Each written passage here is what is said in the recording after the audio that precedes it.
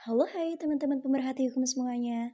Kenalin, aku Umi Zaki Azahra dari kelas Hukum Filsafat C dengan NIM 201030460. Pada kesempatan kali ini kita akan membahas pertemuan ke-11 yakni mengenai paksaan dan kebebasan terhadap hukum. Bagaimana sih konsep paksaan dan kebebasan terhadap hukum? Mari kita simak penjelasan berikut ini. Sebagai pembuka pembahasan kita kali ini, saya menyajikan quotes di samping saya dari Uwe Friedman yang merupakan tokoh filsuf yang sangat terkenal. Yang berarti konsep hukum terdiri dari paksaan dan penerimaan di dalam masyarakat. Nah, tetapi teman-teman semuanya, di lain sisi, J.H. Harris mengemukakan bahwa hukum adalah merupakan suatu sistem peraturan dan di sisi lain merupakan prosedur. Jadi hukum itu berisi peraturan dan juga berisi prosedur. Dengan demikian, kebebasan individu menjadi perhatian masyarakat secara mendalam, terutama dalam pemahaman bahwa diperlukan paksaan demi pembatasan terhadap kebebasan itu sendiri. Paksaan ini diadakan dengan alasan kebaikan umum, yakni pembatasan terhadap kebebasan dan harus dapat dipertanggungjawabkan. Nah, teman-teman perlu kita ketahui, dalam hukum terkandung pertalian erat dengan pengertian dapat melakukan paksaan. Kenapa bisa begitu ya? Pertama, kebebasan merupakan hal yang melekat pada diri setiap manusia. Tentunya kita sebagai makhluk hidup yang diciptakan oleh Tuhan, kita pasti ingin hidup sebebas-bebasnya. Tetapi kita mengenal hukum sebagai suatu aturan yang mengatur kaidah manusia untuk membatasi kebebasan itu. Kebebasan bagi suatu masyarakat dianggap sebagai suatu yang ideal dengan mengadakan pelindungan terhadap kebebasan tersebut. Akan tetapi, pelaksanaan kebebasan seseorang merupakan hak individu berhadapan dengan pelaksanaan kebebasan orang lain. Berarti bahwa pelaksanaan kebebasan kita ini, kebebasan individu kita, tidak boleh mengabaikan ketertiban umum atau ketertiban individu lain. Yang kedua, banyak yang menganggap kebebasan adalah kemampuan untuk melakukan apapun yang kita mau, sesuai dengan kepentingan, keinginan, dan selera kita sendiri. Sehingga perlunya pengaturan hukum yang mengatur dan membatasi hal yang boleh dilakukan dan tidak boleh dilakukan.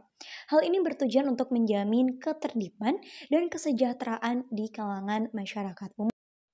Kemudian teman-teman, kebebasan tidak dapat diartikan dengan suatu sebebas-bebasnya, tetapi kebebasan sendiri itu memiliki batasan. Batasan yang pertama, kebebasan dan prinsip non-intervensi. John Stuart Mill memberikan batasan pada paksaan hukum. Paksaan hukum dibenarkan sepanjang penting untuk melindungi seseorang dari kekerasan pihak lain. Batas paksaan hukum terletak pada hal-hal yang berkaitan dengan prinsip membahayakan orang lain, dan di luar itu harus dibiarkan karena menjadi urusan private yang tidak boleh diintervensi hukum. Jadi kesimpulan dari pendapat John Stuart adalah hal-hal yang bersifat publik dan tidak mengganggu ketertiban umum. Untuk hal-hal yang bersifat private itu tidak diurusi ya. Nah, tetapi perlu kita ketahui pula, pembatasan kebebasan hanya dilakukan sebatas pada pelaksanaan hak yang secara langsung bersentuhan dengan hak orang lain. Oleh John Stuart Mill ditambahkan, kebebasan individu dibatasi sepanjang memang ada ancaman yang membahayakan orang lain. Jadi ketika kebebasan itu membahayakan orang lain, maka kebebasan itu bisa dibatasi oleh paksaan. Kemudian John melanjutkan, memberikan penekanan pada kecenderungan untuk membatasi kebebasan individu, khususnya pada kebebasan dalam wilayah private melalui paksaan hukum. Baginya, pembatasan hukum harus mengenal distingsi antara wilayah privat dan wilayah publik agar tidak melanggar kebebasan.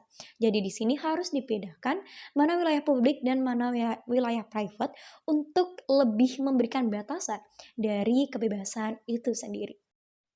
Disinilah paksaan hukum diperlukan untuk membatasi kebebasan orang lain yang dianggap tidak membawa kebaikan. Paksaan hukum dianggap membatasi kebebasan hak orang lain, akan tetapi yang perlu dipahami di sini adalah paksaan hukum dilakukan dengan maksud dan tujuan guna memperoleh kebaikan bagi masyarakat itu sendiri. Artinya, bahwa paksaan hukum yang menimbulkan ketidaknyamanan bagi individu atau perorangan diperlukan demi kebaikan bersama dalam masyarakat. Kebaikan bersama ini nanti akan ada kaitannya dengan materi kita berikutnya, yakni common goods. Nah, dan yang kedua sekaligus yang terakhir adalah patrinialisme hukum. Mengutip pendapat daripada Hart bahwa pembatasan hukum demi kebaikan individu tidak dapat disebut dengan moralisme hukum, namun adalah bentuk dari paternalisme hukum. Yang berbeda dengan John Stuart Mill adalah bahwa alasan moral bukanlah alasan pembenar bagi adanya paksaan hukum. Dan individu bukanlah penilai satu-satunya tentang apa yang paling tepat untuk kita laksanakan atau apa yang paling tepat untuk kepentingannya. Paternalisme memungkinkan hukum tetap diperlukan oleh negara karena dapat digunakan untuk mengurangi dan menghindari kemungkinan negatif akibat perilakunya sendiri atau orang lain. Secara umum, paternalisme hukum yang dikemukakan oleh Hart sedikit berbeda dengan yang dikemukakan oleh Jones, bahwa bukan hanya pada ruang privat saja, namun juga pada ruang publik. Jadi Hart ini mengatakan paksaan hukum terhadap kebebasan tidak hanya terjadi di ruang private, tapi juga di ruang publik, dengan tujuan untuk kebaikan individu dan masyarakat umum. Pemahaman ini juga menempatkan adanya proporsionalitas pada pengenaan pembatasan atau paksaan hukum itu sendiri. Paksaan hukum tidak selalu pada intervensi terhadap kebebasan individu, namun lebih kepada tanggung jawab negara untuk memberikan fasilitas kepada kepentingan individu itu. Hart juga menekankan pada sikap minimalis negara dalam membela dan menjamin kepentingan individu untuk dihindari. Negara harus tetap menjamin kebaikan individu meskipun individu-individu tidak menyadari apa yang sepenuhnya baik untuk dirinya. Jadi teman-teman, kesimpulan dari materi kita kali ini adalah kebebasan itu dapat dibatasi oleh paksaan hukum. Jika kebebasan tidak dapat dibatasi oleh paksaan hukum, maka tidak akan terjadi ketertiban di kalangan masyarakat. Dan dalam hal ini, negara berperan penting untuk mengatur ketertiban umum dan juga kesejahteraan di lingkungan masyarakat dengan menyeimbangkan antara kebebasan dalam lingkup private dan kebebasan dalam lingkup publik. Sekian materi kita kali ini, saya mohon maaf apabila ada kekurangan. Terima kasih sudah menonton dan mohon tambahannya. Sekian dari saya, wassalamualaikum warahmatullahi wabarakatuh. Semoga bermanfaat untuk teman-teman.